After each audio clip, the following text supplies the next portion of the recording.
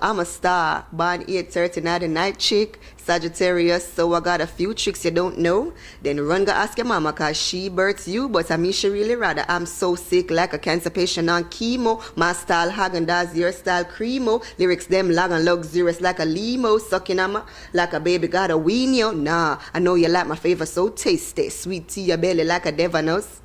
Alright, see that. You just mentioned like you never hear about women making, you know, they don't run the place, and working together is a big deal. And at the moment, women are just, all female dancehall artists seem to be intertwined into this big fight. I mean, of course, Sting, there was the whole thing with Spice and Macadamia, and that's just taken over the whole media wherever you read it, and it became the highlight for Sting.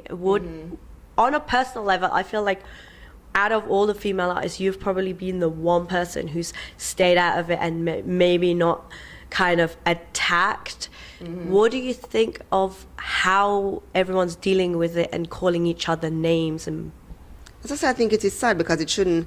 Clashing, Sting is alright. Every artist have to do Sting. It's not say nothing. Whether you're biggest or the lowest or lowest, you have to do Sting at one point. It's almost like a rite of passage.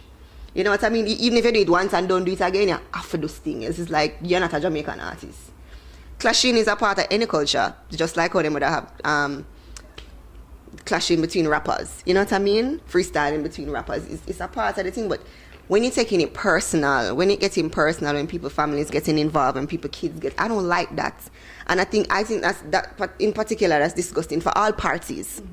You understand? I don't like the level that it had to go to. And it's not only the artists, but you have some media personalities that are to be blamed also, because they feed off of this. It's like a business for them. Oh, pay me, and I'll get you on the front page. Oh, pay me, and I'll put this on my website. Oh, pay me. And they don't even realize that you're painting this negative picture to the world. You're painting this negative picture to Jamaica. You understand? Where people already look at Jamaica like, okay, we're violent. I don't want to come to Kingston. They're going to chop off my neck if I have a gold bracelet, a gold necklace on. You know what I mean? The wound is already open and violence is concerned. And you're just sticking a knife into it because of our money. Don't make no sense. Sing some good songs. And the thing about it is they hype about this clash.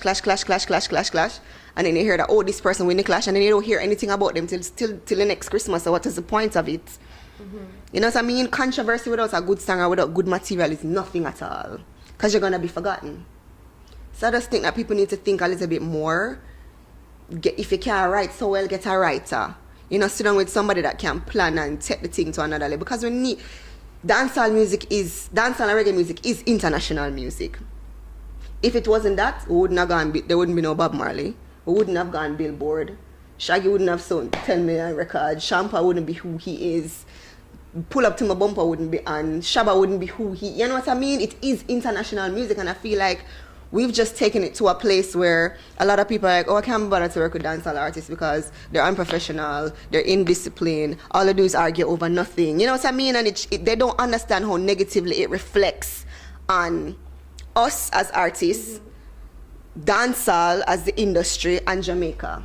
And it is so unnecessary because when Sting done or when whatever season done, it's like the person never existed. So what was the point? On the flip side to things, like I've never come across a time where I know that a stage performance has had so much emphasis on women. So do you feel like, even though it was done in such a crude manner maybe, but like speaking to Spice, she was practically the headliner at Sting. So do you think in its own way it brought the female artist to the forefront of the game? It did, but in a bittersweet way, because all of the negativity that came afterwards, you know what I mean? All of the rumors and the negativity and the whatever that came afterwards was unnecessary. Spice is a bad artist. Spice never need controversy behind her to bust Sting. Spice bust Sting every year. Spice are like the mum of a Sting, so all that was generated on the other sides and from other people was unnecessary. But Spice doesn't headline Sting every year. I mean, she doesn't headline Sting, but I mean, it's bittersweet because yes, we have the attention out there, but at the same time, what kind of attention did we get? Because to me, and to a lot of people, it just look like a bunch of headless chickens running around. Okay, and Sting done 2 days now. Nobody not really talk about nothing else. The highlight is the fact that Popcorn kick off somebody after the Sting. You know what I mean? So, what was the point? Let's get back to work. Let's make some music. Let's make an impact on the world. I mean, as a female in the industry, I mean, talking to Spice, talking to Maka even, regardless of just the infighting or the clashing, what is it like being in the industry as a girl and you're young? I mean, opinions that I've had is they still seem to think that it's still very male dominated and it's still men, and even to the fact that men won't allow women to rise to the top. Is that still the case in your experience? I mean, yes, but it's not as hard, because I've heard, as I said, I've seen back then what it was like with my people, like, you know, getting ladies out there and whatever, and it is still male dominated, but it's a lot better.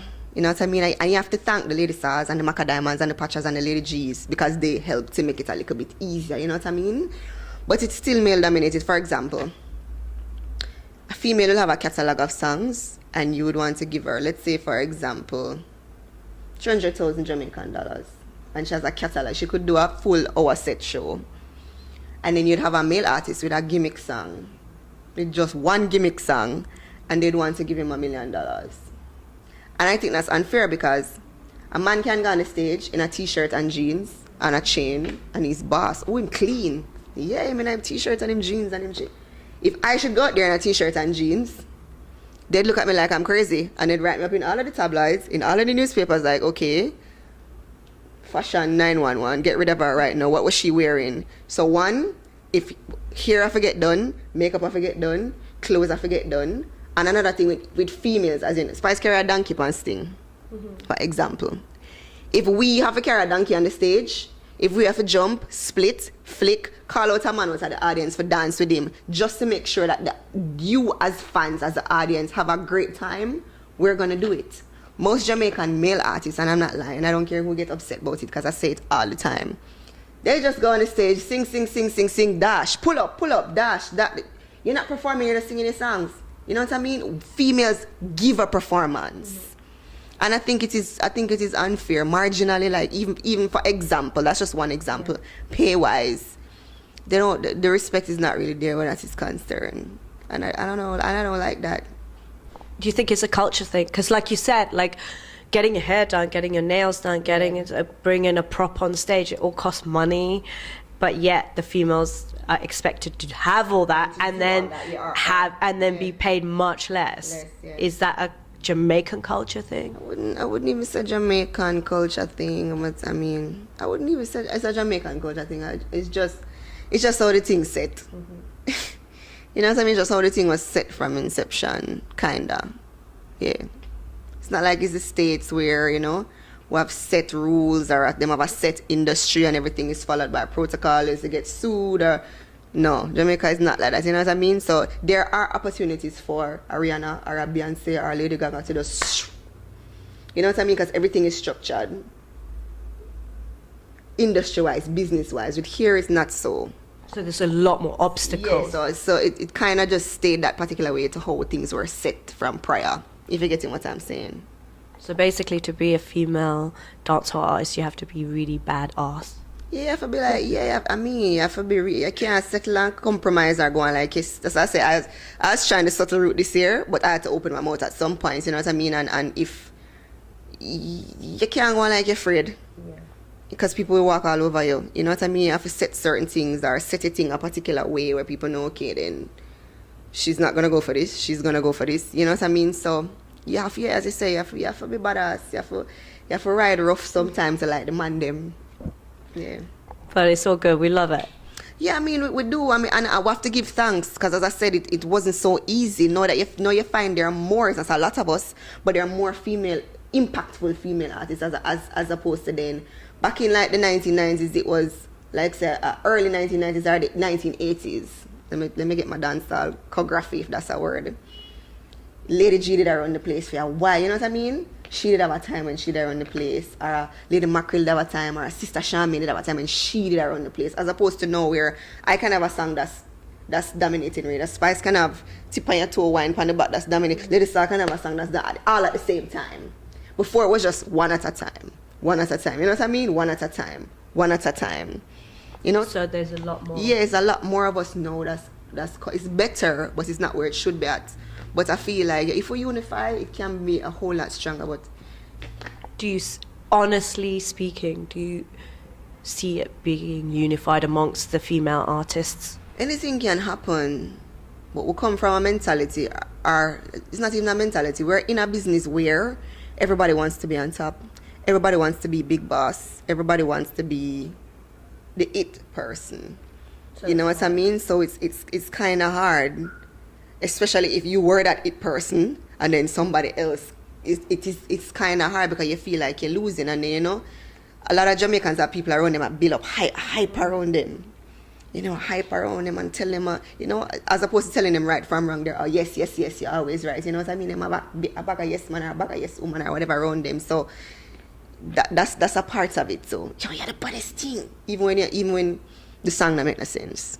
Tell a friend or tell whoever you need to work on your thing. You know what I mean? So that's also a part of it. Me, you know, me just have my mother and a few people around me who would tell me, oh, that shirt don't look good, don't wear it out there. Or, oh, I don't like that song. Or, oh, I don't think that hairstyle fits you, don't go on the stage. Like, you know what I mean? I feel a lot of artists too need real people around them to show them what really is going on and not paint a picture. Not paint this imaginary picture, like, you know, even that it's great, even when it's not. You need to just be real with the artist. And I think that's part of the problem. Let's talk about Tifa. Yeah. Because I think we've done a lot of heat. What are you going to be doing next? You've had some seriously sexy tracks out, and you know, we just before we kicked off the interview, you talked about you looking at you as an artist being international. You know, like, what's next for you? Well, definitely tapping into that international market more, doing more collaborations, doing more sit-downs, meeting with labels, album, finally. The album, finally. This is going to be the first album for you since you've started in the industry, which is going to be quite an emotional thing, because, I mean, it's been a long stretch since you've wanted to release that. Is it still Sex, Lies? No. Okay. I did a whole brand new album. Remember, initially it was Sex, Love and Lies. And I did a whole new album earlier this year. I just locked away myself for like a month. The album has 21 tracks. Okay. 21 or 22, I don't remember. So you lived in the studio? Basically, I just locked myself away. I was doing a lot of recording, irrespective, so I could have a lot of songs to choose from, but I knew the direction that I wanted to go into. The new album is called Twisted Footprints. It's an ode to my legs, it's an ode to me, my journey as a woman, and my journey as a dancehall artist, as an artist overall. And 22 tracks, it basically tells a story. I didn't want to do a typical dancehall album where it's just an album with pre-releases and probably one or two new songs. You know what I mean? I wanted it to be a real... Of course, you're going to hear songs on it that you know already.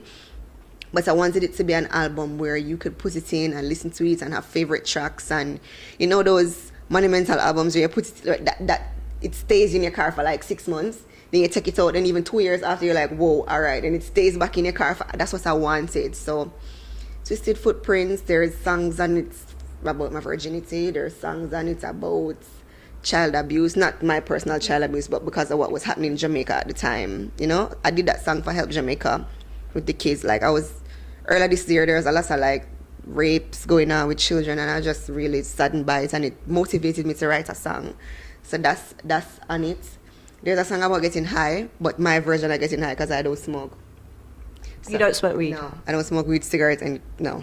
So it's my version of getting high. So I'm telling you how I want. There's a freestyle on it with, couldn't leave Watt 21 off of it. So me and Watt 21 are in the studio freestyling like crazy. I think that's probably my favorite track on it.